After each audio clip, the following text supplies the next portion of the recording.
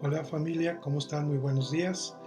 Pues hoy continuamos con nuestro curso, echando raíces profundas en nuestra vida espiritual.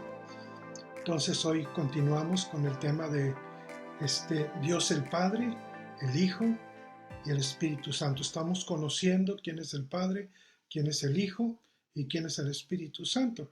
Y ahorita estamos tratando todo lo que es la Biblia, para qué sirve la Biblia, de qué nos sirve la Biblia. Entonces estamos con ese tema apasionante porque está bien padre. Y ahorita voy a explicarle algo muy interesante también. Bien, continuamos. Dice, ¿cuál es el propósito de la palabra de Dios? Bueno, vamos a 2 de Timoteo 3:15. En 2 de Timoteo 3:15, fíjese cómo empieza el versículo. Dice, y que desde la niñez, ahí está una clave, desde la niñez has sabido las sagradas escrituras, las cuales te pueden hacer sabio para salvación por la fe que es en Cristo Jesús. Ese es un fin de la palabra. Qué importante es poder conocer desde la niñez a el Señor. Sí, algo que Timoteo hace aquí es que ahí mismo en 2 de Timoteo, déjeme decirle, eh, versículo 1, déjeme ver,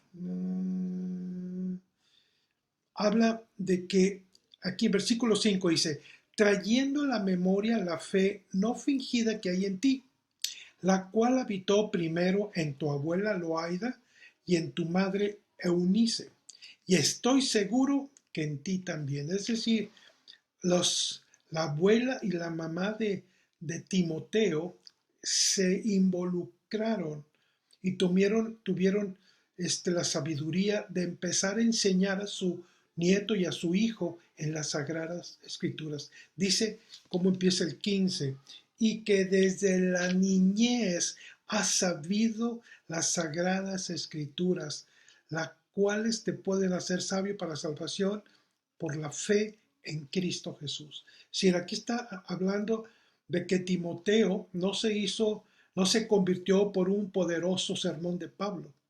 No. Dice que desde niños fue enseñado en las Sagradas Escrituras y él fue el primer de la segunda generación de los primeros cristianos, fue el primer pastor que hubo ahí, que Pablo puso. Increíble. Fíjese nada más hasta dónde es la importancia de pasar tiempo enseñando a nuestros niños en las Sagradas Escrituras. Entonces dice aquí, eh, ¿cuál es el propósito de la palabra? Bueno, enseñar a los niños a hacer bendición, a conocer al Señor, dice, y eso es muy importante, por la fe en Cristo Jesús.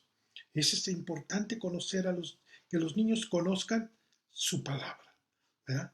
Qué interesante está. Bueno, entonces, continuamos. Dice, la labor de los padres en la vida de los hijos es de vital importancia. Si ayer en la casa de oración estuvimos escuchando lo importante que es tener tiempo para nuestros hijos. Y vimos ahí dos ejemplos de dos personajes que en el año de 1700 y pico, de cómo dejó una descendencia a otra por seguir al Señor y otros que no siguieron al Señor. Eso está interesante, ¿eh? Pero bueno, nosotros somos una generación nueva en México que estamos llevando el Evangelio, que conocimos a Cristo y nosotros seguimos adelante instruyendo a los niños en nuestra congregación, pues tenemos un chorro de niños y cada domingo, ahorita aunque no sea presencial, estamos mandando su clase de niños, que es importante, estamos viendo las parábolas, entonces son muy importantes para que los niños también puedan aprender. Pero la iglesia no sustituye la enseñanza de los padres, solamente la reafirma. Por eso es muy importante que nosotros papás instruyamos a nuestros hijos y ahora a nuestros nietos en los caminos del Señor. Porque dice la Biblia que cuando sean viejos nunca se van a apartar de su camino. ¿Verdad? Bien, seguimos.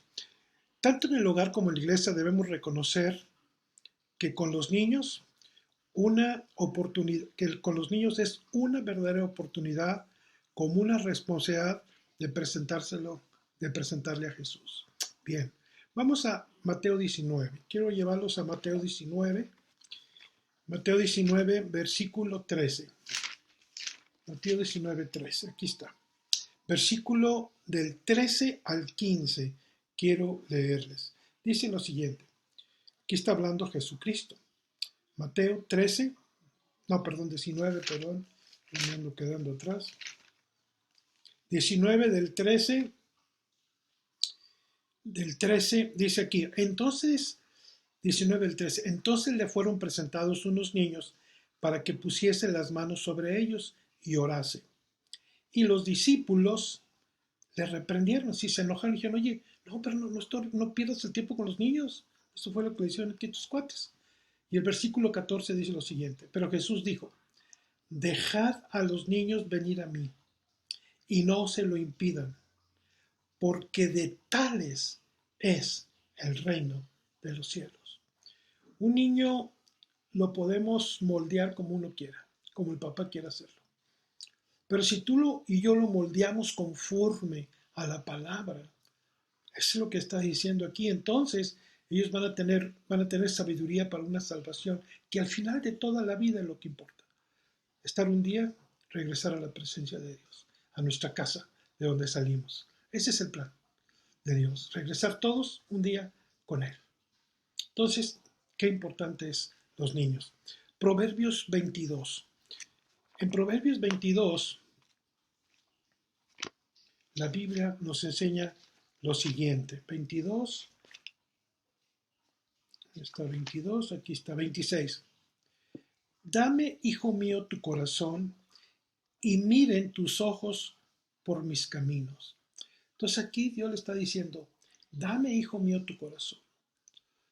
Es decir, vimos ahí en Jeremías 17, 9 y 10 que el corazón es más engañoso que todas las cosas. Y es cierto. Y aquí Dios nos dice en Proverbios 22, 26, dame, hijo mío, tu corazón. Dios lo que quiere es nuestro corazón.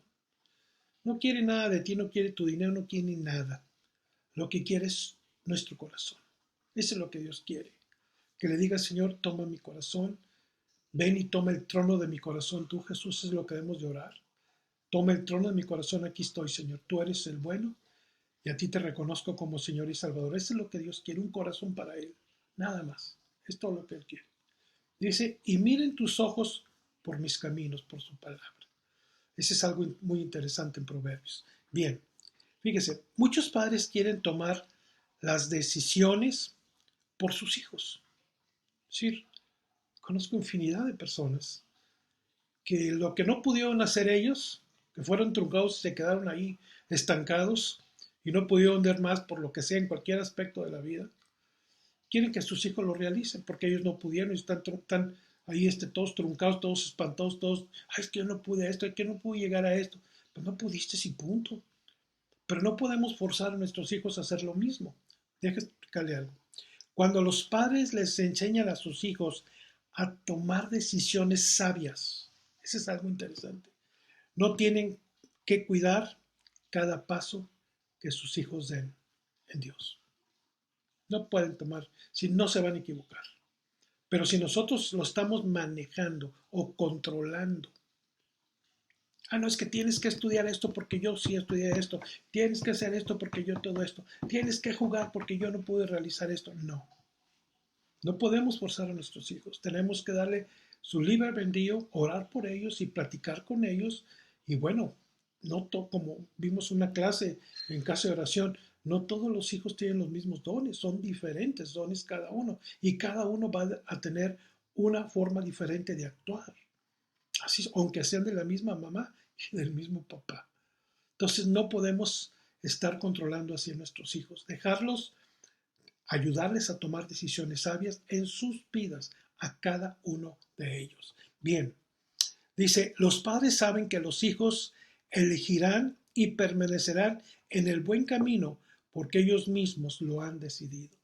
Qué importante es estar en cuenta, agarrar a tu hijo hombro con hombro, brazo con brazo, día con día, platicar con él, cómo te sientes, todo esto. Por ejemplo, yo me acuerdo cuando ya mis hijos empezaron a tomar sus carreras, pues yo les dije que fueran como yo, ingeniero mecánico electricista, ¿verdad? Obviamente. Yo los dejé a ellos, oramos, mi esposo y yo estábamos orando para lo que ellos quisieran estudiar, lo que a ellos les gustara. Y bueno, y yo estoy viendo ahora en este tiempo que eligieron bien, aunque pues son llamados por el Señor, yo lo sé, pero al menos escogieron bien sus cosas, sus deportes también que les encantaron. En fin, cada quien tenía sus decisiones. Yo ya no quise forzar más en algunos de ellos que tenían unas buenas aptitudes para el deporte, no los quise forzar, solamente los dejé orando lo que ellos tomaran sus decisiones. Y así es como eso, porque yo no puedo ser, por ejemplo, yo jugué fútbol muchos años, desde los 8 años jugué, imagínense. Y ahí tengo las fotos en el Potosino, donde tenía mi equipo de fútbol a esa edad. Pero yo no quise guardar nunca a mis hijos a tienes que jugar fútbol como yo. No, claro que no. Ellos tienen unas aptitudes diferentes para otras cosas, ¿verdad? Entonces, pues así hay que tener cuidado con nuestros hijos, porque si no los vamos a frustrar adelante y van a ser inseguros, porque en un momento dado no saben qué decisión tomar, ¿verdad? Bien. Bien, segunda de Timoteo 3, luego regresamos a segunda de Timoteo 3:16. Ya vimos el 15, ahora vamos a ver el 16. Dice lo siguiente. ¿Para qué sirve la escritura? Dice, toda escritura, todo el libro, todo este libro de la ley, el libro del nuevo evangelio, del Nuevo Testamento, dice, toda la escritura es inspirada por Dios. Luego fíjese cómo, cómo Dios empieza aquí a desglosar para qué es cada una cosa de ellas. Primero, dice, útil para enseñar. ¿Qué nos va a enseñar la Biblia? Bueno, lo primero que nos va a enseñar es quién es Dios y cómo es Dios, cómo es el Hijo y cómo es el Espíritu Santo. ¿A qué vino Jesús a la tierra? ¿A qué vino? ¿A qué mandó el Padre por medio de Jesucristo al Espíritu Santo? Para que no estemos solos. ¿Qué hizo Jesús? Subió al cielo y está sentado a la diestra del Padre. Entonces, es un solo Dios en tres personas, eso no lo entendemos. Pero tú puedes orarle a cualquiera, es lo mismo, es un solo Dios, ¿entiende? Eso es lo que dice la Biblia. Un solo Dios en tres personas. Te la voy a poner las funciones genéricas de cada uno. El Padre decide quién se salva. Jesucristo los salva a través de la cruz. Y el Espíritu Santo los convence de pecado. Esas son las funciones tan sencillas. Pero es un solo Dios en tres personas. Tú y yo no entendemos eso, yo creo, bueno, yo no. Pero es un solo Dios en tres personas. Entonces estamos hablando de ellos, ahorita estamos hablando del Padre. Entonces dice, es para enseñar, eso es lo primero. ¿Qué más te enseña? ¿Cómo le gusta a tu Padre Celestial que vivamos aquí en la tierra? Es otra enseñanza, eso nos enseña. Que ya tenemos que tener mucho cuidado, por ejemplo, yo quiero que me acompañe el libro de Colosenses rápidamente. Está adelantito de Filipenses, está Efesios, y luego está Colosenses. Por ejemplo, ¿a qué me enseña a mí la Biblia? Aquí lo voy a leer, Colosenses 3, versículo 5. A esto nos enseña Dios. Haced morir pues lo terrenal en vosotros, toda fornicación, impureza, pasiones desordenadas, el tiempo con Dios de hoy, miércoles, es un tiempo, es una historia, híjole, terrible. Yo pensé que estábamos viendo el tiempo de Abraham, de Sodoma y Gomorra, pero no, siguió lo mismo. Es increíble en el pueblo de Israel. Pero no nos espantemos, en todo está igual. Entonces, para eso nos enseña, dice, quitarnos toda impureza, fornicaciones, pasiones desordenadas, malos deseos, avaricia, que es idolatría. Cosas por las cuales la ira de Dios viene sobre los que desobedecen. Es decir, la enseñanza en la Biblia es para quitar estas cosas, porque si no, viene la ira de Dios a los hijos de desobediencia, a los que no obedecen. Por eso la Biblia enseña esto. Dice 7.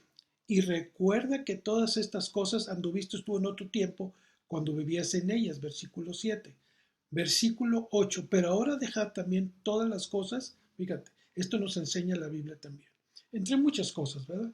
Dice, toda ira, enojo, malicia, maldiciones, que es blasfemia, palabras deshonestas de vuestra boca, que no son honestas. Y luego dice, no nos mintáis unos a otros, sino habiéndonos despojado del viejo hombre, dice con sus hechos, revestido del nuevo, el cual conforme a la imagen del que lo creó, es decir, a Dios, se va renovando hasta el conocimiento pleno. Entonces, para eso sirve, para enseñarnos esto la Biblia. Y luego dice, para redargullir. Eso ya lo he explicado. Cuando hacemos las cosas mal, hay una cosa que se llama conciencia, que dices, hijo, la regué, mano, me porté mal, hice algo que no fue indebido en mi casa, con uno de mis hijos le grité, o lo golpeé, o golpeé a mi esposa, o golpeé a alguien, o se me fueron. Hay tantas cosas. Entonces, la conciencia te empieza a redarguir y a decir, híjole, la regaste, mano. ¿Sabes qué? Tu esposa no le debes haber contestado así, no le habías dicho esto, ni a tu hijo, no le habías hablado así, y te empieza a redarguir, a sentirte mal. Eso es lo que nos enseña la Biblia. ¿Y qué es lo que tenemos que hacer cuando la regamos así? Pues luego correr. Tener cuentas cortas con Dios. Quiere decir ir a correr y decirle, ¿sabes qué? Esposa o hijo, perdóname porque se me fue mi carácter, ayúdame, perdóname y pedirles perdón. El perdón es la llave del reino. Eso fue lo que hizo Jesús, nos perdonó para entrar a su reino. Entonces el perdón es tan importante en la vida cristiana. Eso nos enseña la Biblia, a pedir perdón. Bien, ok, seguimos. Dice, para corregir. Bueno, ¿qué corregimos? Lo que está mal. Lo que ya leímos en Colosenses es corregir. Dice, estoy comportándome así. Híjole, Señor, no puedo. ¿Cómo le hago? Bueno, el Espíritu Santo te va a ayudar en tus debilidades. Y eso es muy importante para que puedas vencer y podamos vencer y brincar ese pasito. Entonces necesitamos eso, que el Espíritu Santo nos ayude a corregir lo que no está correcto según la palabra de Dios. Luego, para instruir en justicia, lo que es justo, lo que es justo delante de Dios, para instruirnos, para enseñarnos cómo debemos de actuar, cómo debemos de vivir, como dice la Biblia, piadosamente, quiere decir en justicia, que sabemos que no debemos de mentir a la gente, que no podemos llevar ventaja sobre la gente, que tenemos que hacer las cosas justas, porque lo que sembramos cosechamos. Entonces tenemos que entender que la Biblia tiene tantas ramas para enseñarnos, para instruirnos en justicia. Eso, justicia divina, no solamente la justicia de la ley, porque la ley ya sabemos cómo está la cosa, no, en justicia divina, según lo que a Dios le agrada. Y si nosotros honramos a Dios, Él nos honra también. Esa es parte de la enseñanza de la Biblia. Bien, ok. Fíjese, dice, bueno, hasta ahí dice 17. A fin, todo esto que estamos hablando, que es inspirada por Dios, que es útil para enseñar, para reducir, para corregir, dice a fin, todo esto tiene un fin. Para que el hombre de Dios o la mujer de Dios, varón y mujer, sean perfectos, enteramente preparados para toda buena obra. Esta es la enseñanza de para qué sirve la Escritura, la Biblia, las Sagradas Escrituras, la palabra de Dios. Bien, ahora, la Biblia no es una colección de cuentos, de fábulas, de leyendas o de mitos. Hay tantas jaladas que oímos que vamos a ver qué hizo la Llorona, por ejemplo. Pues ¿cuál Llorona, hombre? Por favor. Digo, por favor.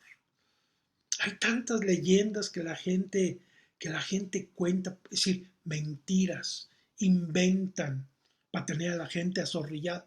Ay, ¿a poco se aparece?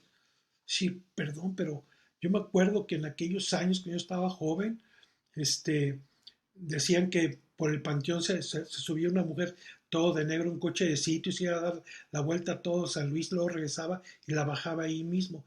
Mira, déjame decirte algo de lo que dice la Biblia para no estar creando mitos ni cosas de esas mafufadas. La Biblia dice en Hebreos 9:26 que después de muerte es juicio. No hay ninguna comunicación entre muertos y vivos. Que quede claro. Eso lo dice la Biblia y lo dice Eclesiastés. No hay nada que tener. Después de muerte hay juicio. Es decir, o vas al cielo con Cristo o te vas al infierno con el diablo. No hay más. No hay ni limbo, ni hay tampoco, ¿cómo se llama el otro? Purgatorio. Eso no es cierto. Porque si hubiera esos dos, quiere decir que el sacrificio de Jesús no hubiera sido perfecto. Entonces, pero la gente inventa. Entonces no se vaya con mitos, no se vaya con ideologías, no se vaya con leyendas. Y la gente sabe más leyendas que váyase a los pueblitos. Allá donde dicen, pues voy a Ancahualulco, por ejemplo. Esos son los refranes del antiguo lenguaje. Vamos a Anca, fulano de tal. Y ahí te encuentras y te empiezan a contar cada historia, cada mafufada, y no es cierto. Al final de cuentas no es cierto. Pero así está la gente llena de fábulas y mitos. La Biblia, escrita, inspirada por Dios, fue y es y será una realidad de vida. Así. Este libro puede transformar tu vida y a tu familia y darte salvación un día para que llegues otra vez con el Padre. Bien. Tampoco es un libro de ideas humanas, de humanismo, tampoco. Dice, humanas, sino que son acerca de Dios por medio del Espíritu Santo. Es decir, aquí dice, no es un libro de ideas humanas, sino es un libro de Dios inspirado por el Espíritu Santo. Si la Biblia no son ideas humanas, no. Sí, fueron escritos por seres humanos, pero aquí dice que es inspirada por Dios. Toda la escritura es inspirada por el Espíritu Santo de Dios. Y ahorita te voy a revelar un poquito más. Dios reveló su carácter y su mensaje a ciertos creyentes que lo describieron para su pueblo. Mira lo que dice Segunda de Pedro. Vamos a Segunda de Pedro. Segunda de Pedro, en el versículo 1, dice lo siguiente. Versículo 19. Tenemos también la palabra profética más segura. Esta no te falla.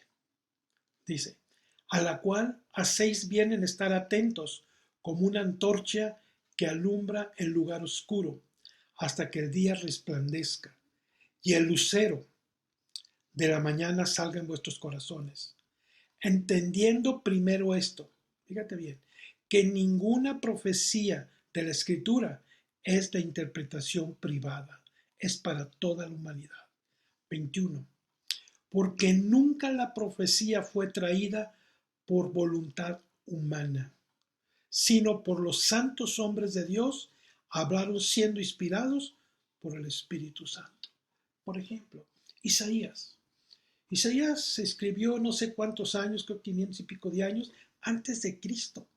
Isaías profetizó en Isaías 53, que fue llevado al matadero, que no abrió su boca, que todo el dolor y los padecimientos y la paz que tenía fue sobre él en la cruz.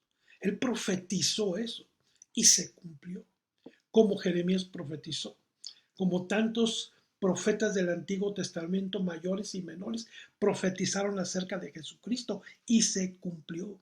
El mismo Jesús profetizó que no quedaría piedra sobre piedra en Israel. Y después de 53 años, pasó eso, todo quedó en ruinas y fue tomada por los romanos, por el famoso emperador Tito. Sin ninguna profecía fue traída por una razón humana, sino por los hombres inspirados por el Espíritu Santo de Dios. Entonces esta es una verdad, amados. Ahora sí dijo aquel, pruébalo y verás. Bien. Los autores que escribieron estos autores escribieron desde su contexto personal, histórico y cultural. Así se escribió el Antiguo Testamento y el Nuevo Testamento. Entonces, bueno, no voy a meter el Nuevo Testamento, se me dio una idea, pero después en el curso lo vamos a tocar. Entonces hay cosas muy interesantes, conforme a la cultura. Por ejemplo, estaban bajo la opresión de Roma, aquí ya en Hechos y todo eso, y vemos cuántas cosas pasaron que fueron por la forma cultural de esa época, y fue el tipo de cultura, por ejemplo, de Pedro, de Pablo, de Juan, de los evangelios, de Mateo, en fin, y fue escrita así la Biblia, pero todas inspiradas por el Espíritu Santo de Dios. Bien, luego, entonces escribieron lo que Dios quería utilizarlo para sus propios talentos. Dice, su propia mente, su idioma y su estilo. Si cada quien mata las pulgas diferentes. Si usted puede tener una interpretación de un versículo y yo diferente y exponerlo diferente, porque somos diferentes en la forma de pensar. Pero fueron todos inspirados por Dios. Luego dice, la escritura es absolutamente confiable, porque Dios tenía el control de todo lo que se escribía y la autoridad de nuestra vida. Tan sencillo.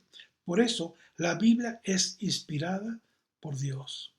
Lea y guíe su vida y mi vida con sus enseñanzas. Que eso es para la salvación por la fe en Cristo Jesús.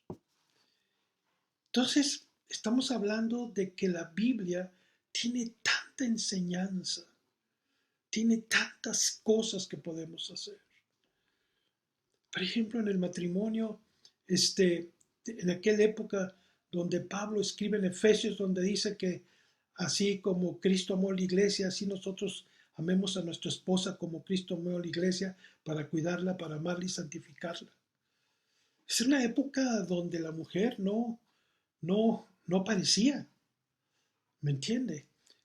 Más en cambio, Pablo suelta una bomba así y dice, oye, espérame, ¿cómo? ¿Me entiende?